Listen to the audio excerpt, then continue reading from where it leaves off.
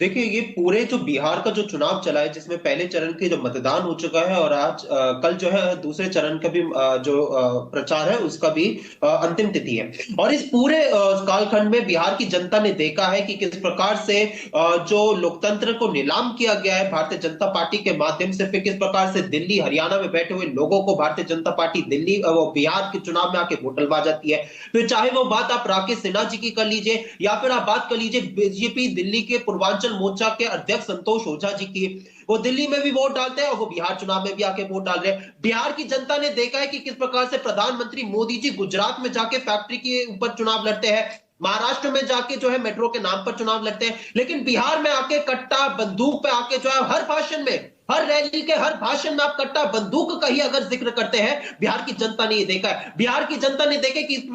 किस प्रकार से प्रधानमंत्री मोदी जी की भाषा जो है निम्न स्तर पर जाती जा रही है। फिर चाहे वो बात हो आप रैली में जाके मरम सिक्सर के 6 गोली छाती में जैसे गाना आप गाते हैं, आप बिहार वासियों का जो अपमान बिहार में कर रहे हैं ना, बिहार की जनता उसे भूलेगी नहीं, बिहार की जनता आपको जवाब देगी। बिहार की जनता ने यह भी देखा और मैंने देखा भी है, आपकी ही के चैनल पे देखा, जिस दिन वोटिंग हुई थी उस दिन किस प्रकार से जिस राज्य में शराब बनती है उस राज्य में खुलेआम वोटिंग वाले दिन पे शराबी जो घूम रहे थे वो किसी से छुपा नहीं है। और इससे यह बात प्रमाणित हो जाती है जो जहरीली शराब से जो लोग मर रहे हैं उनकी जो अखबारों में, बिहार के अखबारों में जो खबरें छप रही है वो बात प्रमाणित हो जाती है। हमने देखा है कि किस प्रकार से एक दलित युवा मोदी जी की रैली में दलित उत्पीड़न का मामला उठाता है तो वहां पे उसको गिरफ्तार कर लिया जाता है। इससे यह बात प्रमाणित हो जाती है कि किस प्रकार से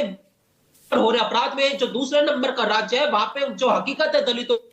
हो जाती है। और वहीं बिहार की जनता ने यह भी देखा है कि राहुल गांधी जी की आप बात कर लीजिए, आप तेजस्वी यादव जी की बात कर लीजिए, तमाम इंडिया गठबंधन के नेताओं की बात कर लीजिए, हर घर सरकारी नौकरी की आप बात कर लीजिए, हमने महिलाओं को प्रति माह की बात कर लीजिए 2500 रुपए देने की जो हमने बात की है। ठीक है, वो आपका अपना मैनिफेस्टो है, कांग्रेस के अलग वादे थे, बाद में फिर एक साझा घोषणा पत्र भी आ गया। ठीक है, अंशवत लड़ रहा है, ठीक है, मुद्दे हैं अपने और आप उन मुद्दों पर चुनाव लड़ रहे हैं, अच्छी बात है, लेकिन इन मुद्दों को लोगों तक पहुंचाने के लिए और जब बड़े नेता मंच से बड़ी बातें करते हैं तो क्या स्टार कैंपेनर्स की और ज्यादा रैलियां करवा सकते थे? मकसूद जी, मुझे आप एक चीज बताइए, आज आपने जब ब्रेकिंग आप चला रहे थे हेडलाइंस, उसमें आपने बोला कि आज प्रियंका गांधी जी की रैली है, कल खड़गे जी की रैली थी दो और कल राहुल गांधी जी की रैली थी। तो कल ही जो है इतनी आप पूरे जो प्रचार जब से शुरू हुआ तब से लेकर राहुल गांधी जी की इतनी रैली हो चुकी है,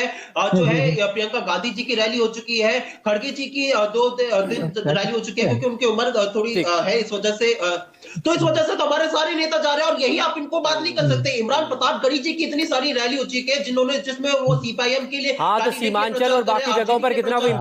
देखिए सच्चाई क्या है कि ये बार बार कह रहे हैं कि हम आप जो है जनता के बीच में हार चुके हैं। अरे भाई, सच्चाई क्या है कि अगर आपको चुनाव से एन वक्त पहले 10,000 रुपया महिला को देना पड़ रहा है, ऐसा रिश्वत है। जो नीतीश कुमार जी मुफ्त की बिजली के खिलाफ थे, वो 125 यूनिट बिजली फ्री देने की घोषणा कर देते ठीक चुनाव से पहले। हम इंडिया गठबंधन